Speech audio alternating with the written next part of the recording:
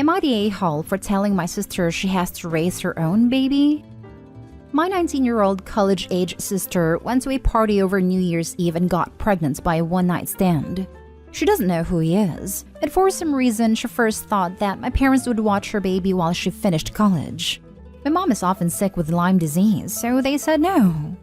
Recently, over spring break, my sister told me I need to baby-proof the house. She told me not ask because my wife works from home so she could watch her baby while she finishes college. I told her my wife and I chose to be child-free, and my wife often does have to travel for work last minute. It's not a little last-minute travel. It could be to San Francisco, Austin, Chicago, Toronto, or Los Angeles an hour's notice. My sister got mad saying my wife could take the baby for her, or I could watch her baby then, or our parents could. My sister got extremely upset that no one is helping her out and it's too late to look for other options now. Well, I told my sister she should have never expected other people to raise her baby, and she needs to find other options and rethink going to a university out of state, and live with mom and dad for extra support.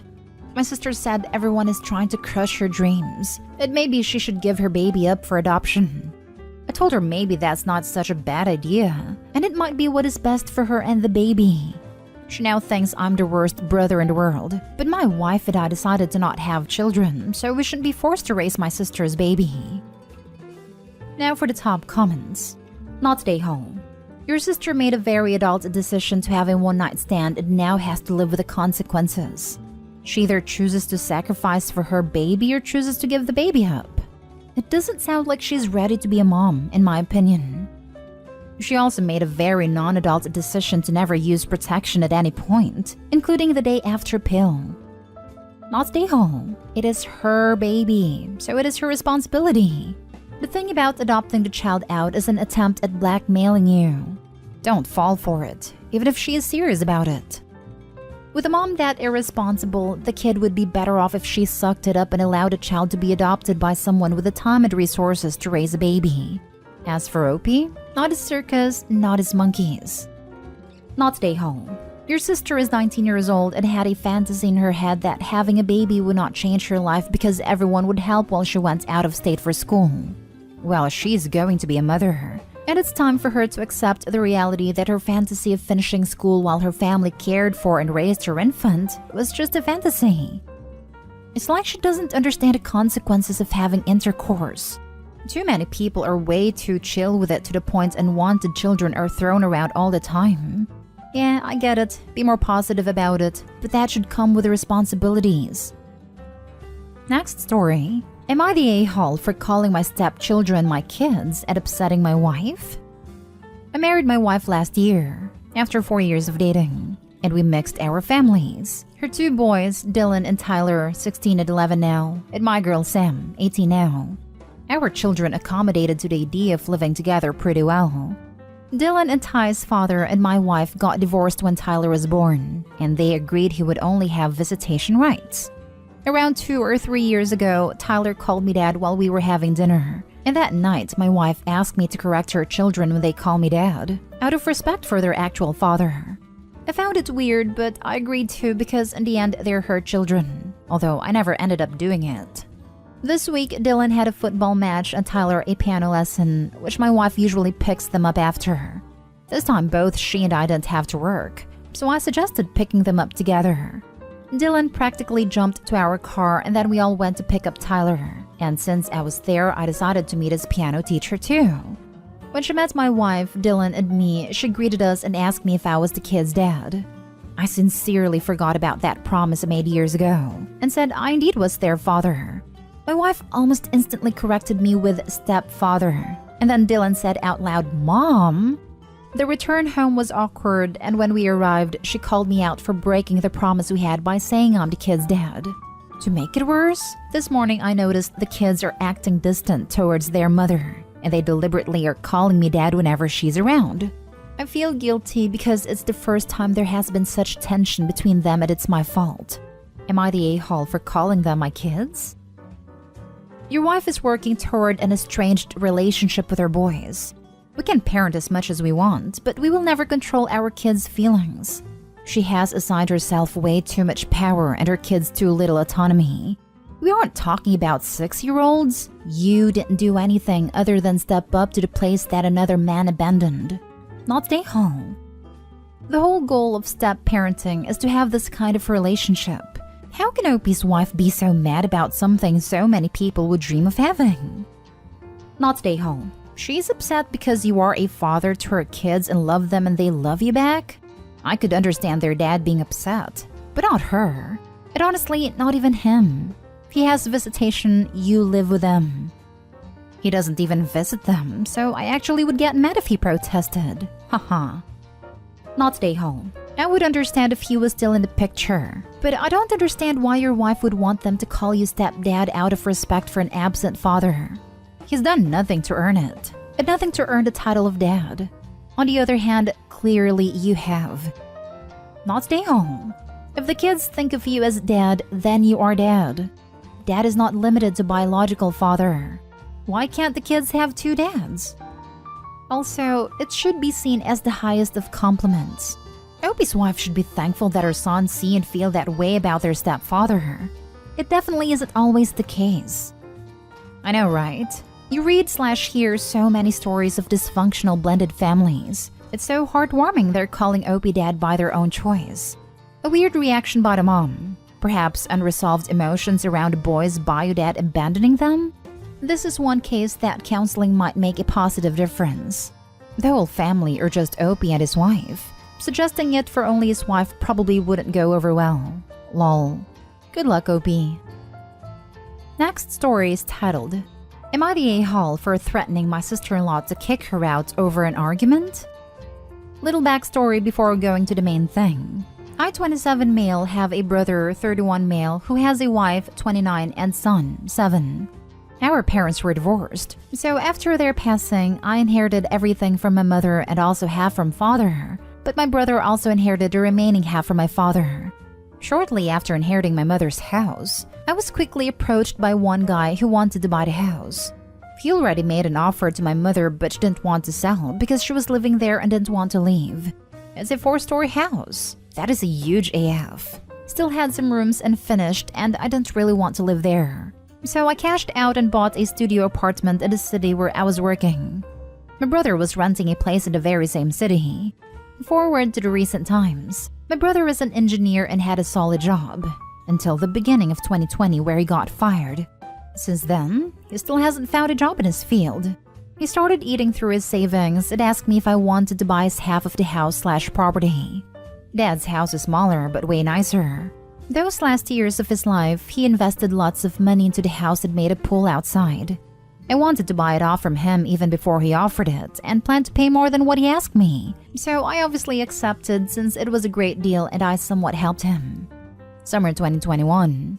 I guess my brother was running low on cash because he said that he can't afford the rent anymore. So he asked me if he could move in Dad's house.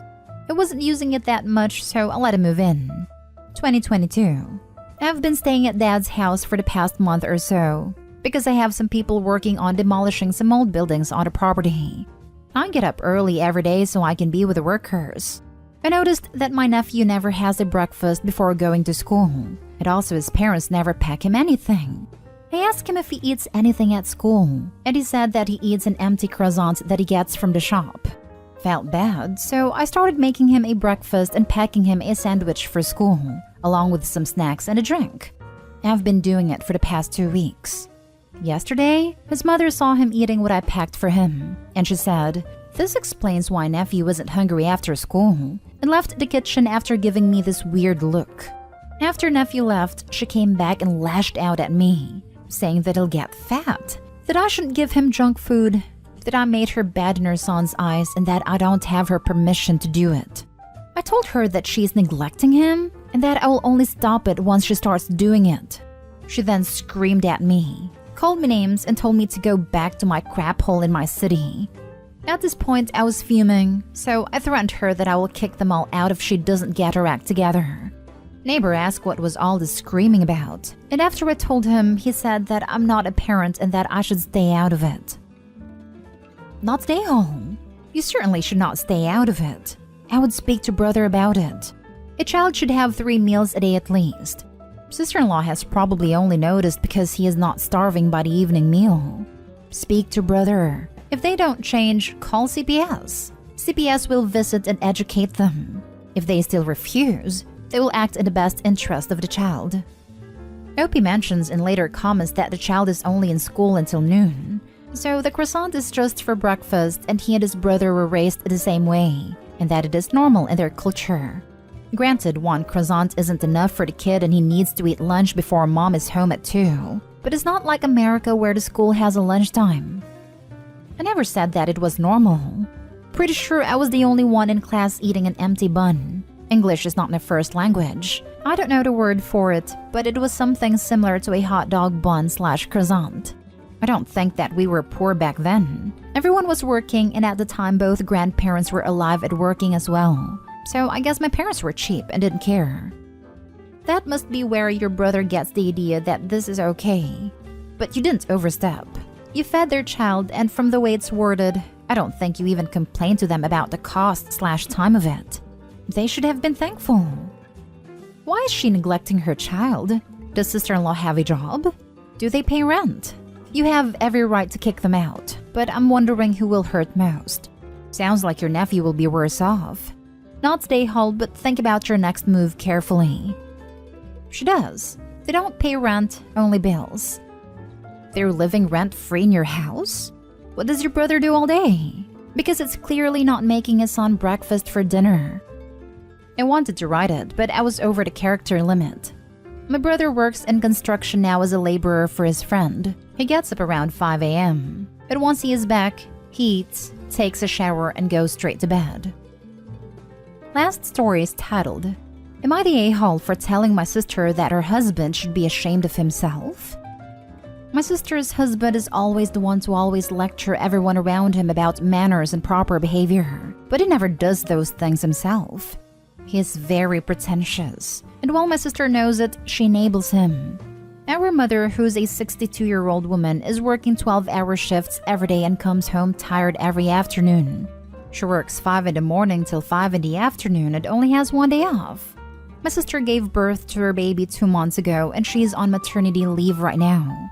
Her husband is also working a 9-to-5 job. My sister has had to go to the doctor's appointments many times in the past few days, and she would leave the kid to her husband. But after the first time, her husband complained that he can't deal with the baby alone, so she should take the kid to our mother. That happened for 4 times straight, and my mother has expressed to my sister how tired she is and that she also needs a break. My mother ends up saying yes every time because she adores her grandchild and is heartbroken that my sister's husband doesn't do his job as a father. But my mom is indeed very tired. My sister completely ignores our mom's exhaustion and keeps bringing the baby instead of dealing with her husband. The last time this happened was 2 days ago. My mom had just come back from work and she was sleeping. Right when she fell asleep, my sister calls her and tells her she's gonna drop the baby by our house because she's got another doctor's appointment. My mom started sobbing and saying how nobody thinks about her and her own exhaustion. I told my mom it's fine and that I'll care for the baby and she can sleep. For anyone wondering, I'm working a part-time job as a college student while I'm also studying for college. So it's not like I have plenty of free time to help out more. I decided to sacrifice my own time that day because I felt bad for my mom. Then my sister called me and thanked me, but I told her that I appreciate her being thankful, but at the same time this can't keep happening. I asked her why her husband couldn't keep the kid, and she said that he was tired from work and wanted to sleep, so he told her to take the baby to our mom. I told my sister that her husband should be ashamed of himself, and that he has a lot of nerve to pull the tired card when he is the parent, and doesn't respect the fact that our mom, who's a 62-year-old woman, is working 12 hours and can't even get half an hour of sleep because he refuses to be a parent. My sister got really mad at me and told me to never speak of her husband like that again. Am I the a-hole? Now for the top comments. Not the a-hole. Your sister is an a-hole and her husband is a mega worthless a-hole. You are not. Like, cry me a river that you're tired, dude. Tough luck. Your kid comes first. The fact that your sister has no problem with that is a big issue. All parents are tired. You can't just not be a parent anymore because you're tired. Get the heck over it. Rant over. This The sister has two options: leave the baby with her husband or take the baby to her appointments. For 8 years, my husband was gone for 12-hour days, and I had to take my kids with me to all my appointments. I think I asked my mom 3 times for help during those 8 years. She came once when I had to go to the urgent care. The other 2 times she said she couldn't, so I had to take them with me. I took a newborn with me to therapy. I took 3 kids with me to get steroid shots in the butt. I just didn't have a choice. So the sister can do one of those things, but she can't keep burdening her mom. Not stay home. Her husband is a jackass and somebody should talk to him that way. His mother apparently didn't raise him right. His mother is a whole other story. She wore black to their wedding because she was mourning that she was losing her son to my sister. She also expects my sister to be a full-time housewife but still maintain her job. Her son is her baby. How about he has his mom take care of the baby? You see, he doesn't want to exhaust her. Yes, I know. Not stay home. Your sister got mad because she knows you're right.